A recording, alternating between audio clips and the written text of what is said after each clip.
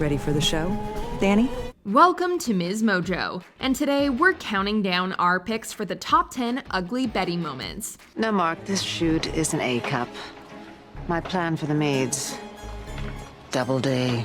I like the enthusiasm, but is this all a little bit too much? This really is major. For this list, we'll be looking at our favorite and fondest memories from this comedy drama series. Did we mention your favorite ugly Betty moment? Let us know in the comments. Number 10, Betty and Henry's secret date. After a turbulent year of highs and heartbreak, Betty and Henry decide to date on the down low. For their first date, they finally go see the musical Wicked. I'm just really excited. I'm excited too. What are you doing? What? You don't know anybody here. Hey, you don't know us. We're dating. Great. Dating. You're right. We can do this. However, the pair soon learns that a Broadway show isn't exactly the most inconspicuous setting for a secret date. Chaos ensues when their relationship is nearly exposed. Betty does her best to do damage control, but things continue to spiral downward, from jealousy to an unexpected fly-on part in the musical. Holy crap!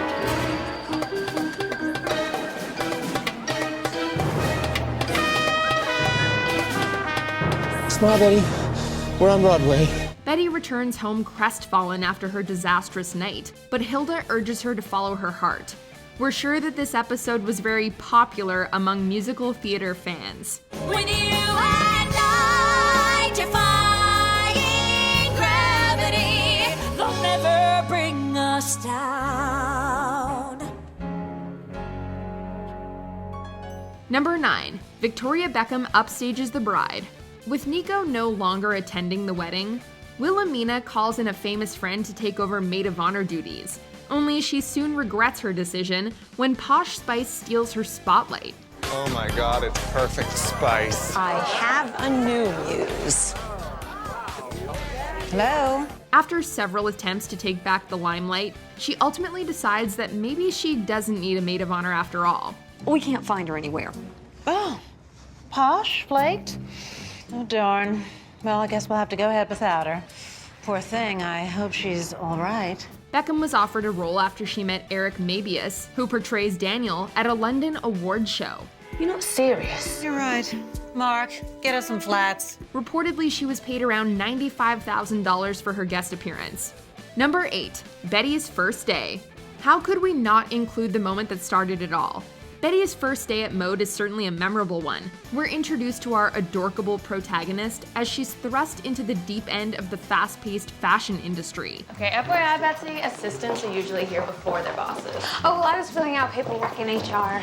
Yeah, just don't let it happen again. Apparently, America Ferrera tried on what she felt was like 200 pairs of glasses before settling on her look. We can only wonder how many ponchos she got through too. While Betty might be a fish out of water in the fashion world, she's also diligent, kind-hearted, eager, and exactly the type of leading lady we can all root for.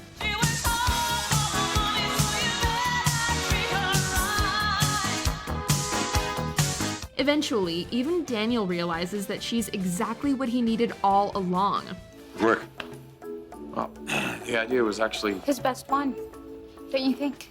Number 7, Daniel and Alexis call a colorful truce. Almost. After the untimely passing of their father, Daniel and Alexis watch a video detailing the terms of his will, namely, who will get to run Mead Publications. Unfortunately though, Bradford accidentally stops recording before revealing his successor. Pretty clear he was going to say my daughter. No, it's not. He was going to say, I choose my Daniel. My Daniel? Who says that? He did all the time. My Daniel this, my Daniel that. Obviously, we're not going to be settling this right now. This reignites the feud between the siblings, much to their mother's frustration. So they take matters into their own hands, and it's certainly a colorful approach to conflict resolution. The rules are simple. We fight to the death. Captain of the winning team takes control of Mead. One by one, their teams get eliminated until Daniel and Alexis are the only two left standing. It takes a little deceitfulness, but Alexis triumphs in the end. I let you win the treehouse, Daniel. Because it didn't matter. But I'm not letting you win this. Maybe most of us don't turn to paintball to solve sibling squabbles, but their rivalry has never felt more relatable. Number 6, Justin comes out. This episode was praised for the way it handled Justin's coming out story. It also marked a historic moment for LGBTQ+ youth representation on television. After his soon-to-be stepfather catches him and Austin kissing, Justin worries he might out him and turns to Mark for advice. I don't want them to know. Okay, breathe. You don't have to say a word until you're ready. Hilda ends up finding out too and wants to show her support by throwing a coming out party. But Mark convinces her to let Justin come out the way he wants to, in his own time. Why not? We're fine with it. It's not about you being fine with it. It's about Justin being fine with it. Really, I expected you to know better. Mark Indelicato, who played the teen, told Us Weekly that this story was for, quote, everyone out there that doesn't have a person to talk to. I just feel like everything's gonna change. It will, but for the better. But it's up to you. Only you will know when the time is right. Number 5, Mark comes out to his mom. Before Mark could become a mentor to Justin, he had his own coming out story to complete. When his mom, played by the legendary Patti LuPone, comes to town, it becomes abundantly clear that she has no idea that her son is gay. Mark, aren't you gonna introduce your mom to your new lady love? The one in whose bosom you found comfort after dating a skank like me? You're dating someone new? Oh, look, and here she is! Mark does his best to keep up appearances by convincing Betty to pretend to be his girlfriend. But it's only after his mom starts insulting the Suarezes, especially Justin, that Mark finds the courage to tell her the truth. Swishy. You want to talk about Swishy? Open your eyes, Mom, and look at your own Swishy son. Unlike for Justin, though, there won't be any planning of coming out parties. Mark's mom unfortunately closes the door on their relationship. It's a heartbreaking moment, but Betty offers him some encouraging wisdom. I learned something about family tonight. They're not always the ones who love you the most. Sometimes it's the family that you make for yourself. Number 4, Claire is found innocent. As Betty wakes up disoriented and handcuffed in Gio's deli, we're shown the events of 3 days earlier that led to this moment. Betty's sudden and erratic change in behavior has everyone concerned, but it's soon traced back to the perfume she was given by Claire, who was gifted it from Faye. I changed the ingredients. It's toxic. It's seeping into her brain. She's poisoning herself with her own frivolous vanity. Betty realizes that the poisoned perfume is the answer to proving Claire's innocence. But first, she has to get past Amanda. Claire took my mother's life, and now I'm taking hers. Amanda, she wasn't herself. This bores me. Fortunately, Mark steps in to convince her to do the right thing. I think there's a reason you need me to do these things with you, because deep down you know that your mother was responsible for her own murder. Claire Mead is innocent. With the evidence presented to the court, Claire is found not guilty by reason of temporary insanity. Finally, this unpleasant chapter is brought to a close. Number 3, Alexis is uncovered. So what brings you to Fashion Week? Are you in the industry?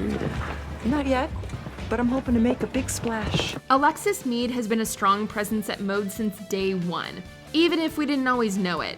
Until now, we were aware of a mysterious figure with whom Wilhelmina was in cahoots, but we had no idea that the reveal would be this big or this fabulous. As Alexis emerges on the catwalk, the Meads learn that their family member's death was faked. You have no idea what you put the family through. We thought you were dead, Alex. Mom had to bury her son. She's never recovered. This, of course, makes Alexis's earlier reunion with her brother one they'd probably both prefer to forget. To be honest, it might sound a little weird, but it's kind of a relief to finally be out from under his shadow. Oh, I think you're still standing in it, Danny. Although it would have been nice to have an actual transgender actress play the role, the inclusion of a transgender character as part of the main cast was pretty groundbreaking for its time. Number 2, Betty gets her braces removed. One of Betty's trademark features is her adult braces, which is why this moment is so huge. I don't want to rush you or anything. Enough said, absolutely. You have had these on forever, and you are dying to get them off. We're not going to waste another minute. Betty is so excited to finally have them removed, but an ill-timed fire alarm causes the procedure to get delayed. Later, after an accident leaves her unconscious, Betty has an It's a Wonderful Life-inspired dream where she sees how life without braces might have been. Although she's successful and stunning, she doesn't like the person she's become and tries to right her wrongs. Good change.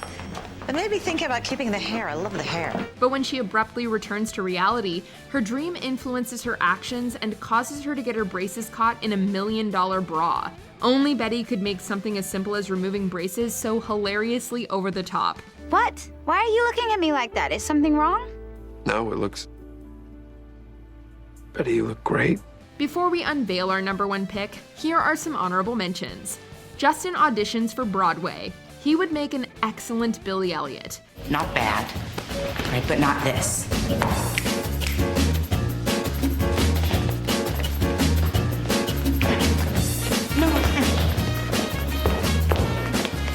Yeah. All right. Save it for the stage, okay? Wilhelmina takes on Willa Diva.